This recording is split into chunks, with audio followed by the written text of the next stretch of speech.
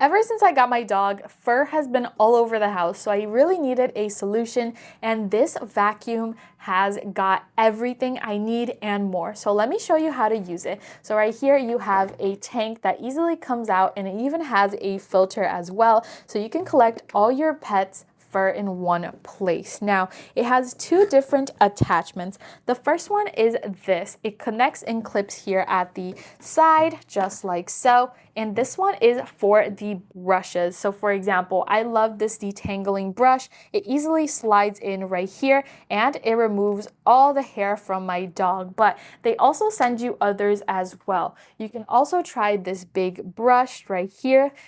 As you pull it back, all the fur falls into here and it gets sucked into the vacuum. And then you can also try this one out on your couch. So not only is this device for your pets, but also for your home. As you slide this, it's going to collect all the fur in your couch, chairs, bed, and more, because as a pet owner, you know, fur gets everywhere.